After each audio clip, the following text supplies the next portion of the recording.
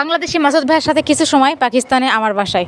So এই সময়টা আসলে কখনোই ভুলবো না। মাসুদ ভাইয়ের সাথে ছোট্ট একটা সময় কাটানো আমাদের। আর মাসুদ ভাই আমার বাসায় অনেক বেশ 2-3 দিন ধরে ছিলেন, তো সেটা আমার কাছে অনেক ভালো লেগেছিল। তো মাসুদ ভাইয়ের সাথে কিছু কাটানোর সময় আসলে কখনোই ভুলতে পারছি না। তো ভাবলাম যে আজকে আপনাদের সাথে একটু শেয়ার করে দিই। কাছে একটু ভিডিও ছিল, সেটা ভাবলাম শেয়ার করি, ছোটো একটা ক্লিপ।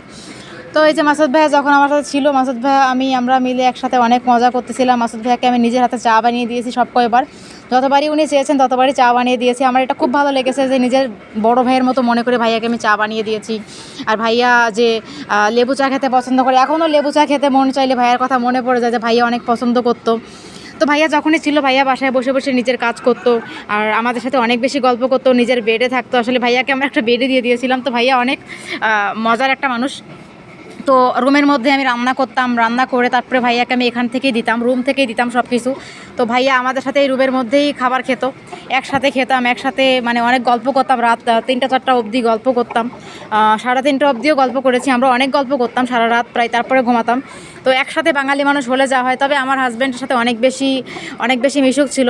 তো আমি এই যে ভাইয়ার জন্য প্রথমেই চা বানিয়ে ফেললাম, ভাইয়া যেটা পছন্দ করে সেটা, ভাইয়ার জন্য লেবু চা। আর একটা কথা কি জানেন, ভাইয়া সবসময় আমাদেরকে ভালো অ্যাডভাইস করে আসছে শুরু থেকেই। তো আমি ভাইয়ার জন্য আসলে তেমন কিছু করতে পারছি কি না জানি না, বাট এটাই বলবো যে ভাইয়া যে আসছে আমি খুশি হয়েছি আমার বাসায় বাংলাদেশি মানুষ হিসেবে। আর তাছাড়া তিনি অনেক বড় মাপের একজন মানুষ, আমি তো তার কাছে কিছুই না।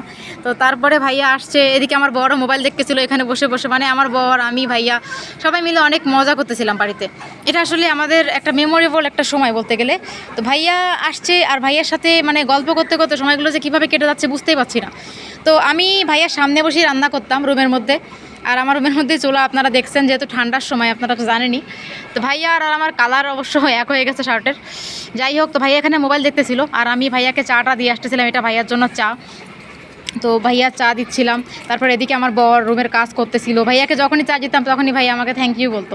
এটা আসলে মানে আমার বলার মতো না, অলওয়েজ ভাইয়া আমাকে থ্যাংক ইউ বলতো, যখনই কোনো চা দিতাম তখনই থ্যাংক ইউ বলতো। তো এই হতো আসলে ঠান্ডার সময়, আসলে সবাই চায় যে একটু চা হলে ভালো হয়, যেহেতু ঠান্ডার সময় এখন একটু চা হলে আসলে মন্দ হয় না। তো এই হচ্ছে আমি আর এই হচ্ছে ভাইয়া। ভাই এখানে কম্বলের মধ্যে বসে বসে মোবাইল দেখতেছিল, চা খাচ্ছিল, আর আমি এইখানে কাজ করতেছিলাম। আমার অনেক কাজ ছিল অবশ্য, রুমের কাজ থেকে শুরু করে সব কিছু, রান্নাবান্না সব কিছু হ্যান্ড ওভার করতেছিলাম নিজে নিজে, আমি আর আমার বর। এদিকে চুলায় একটু সমস্যা হয়েছিল দেখে আমার বর চুলাটাকে আবার ঠিক করতেছিল, যেহেতু আমার আসলে সমস্যা হতেই পারে, চুলাতে প্রবলেম হতেই পারে, সেটা ঠিক করতেছিল ও।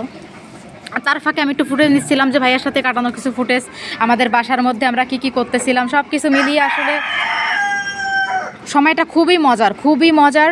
আর পছন্দের মানে ইউটিউবার বা ব্লগার যাই বলেন, সে যদি আমাদের কাছে থাকে তাহলে আর কি বলেন।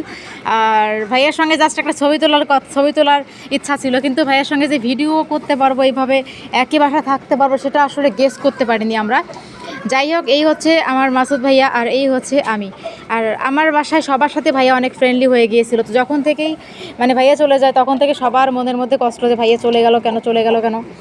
তো ভাইয়া যাওয়াটা নিয়ে আমার বরের বেশি কষ্ট ছিল, কারণ আমার বর অনেক বেশি অ্যাটাচ হয়ে গেছিলো ভাইয়ার সাথে, অনেক বেশি কথাবার্তা, মানে খাওয়া দাওয়া সব ভাইয়া যখন বলতো তখনই গ্যাস না থাকলেও যাওয়া নিয়ে দিত। এটা আসলে ওর মানে ও প্রথম থেকেই ভাইয়াকে অনেক লাইক করতো, প্রথম থেকেই বলতে গেলে। আর যখন থেকে পাকিস্তানে আসতো তখন থেকেই একটাই কথা বলতো যে ভাইয়াকে তার খুব ভালো লাগে, ভাইয়া এখানে আসবে।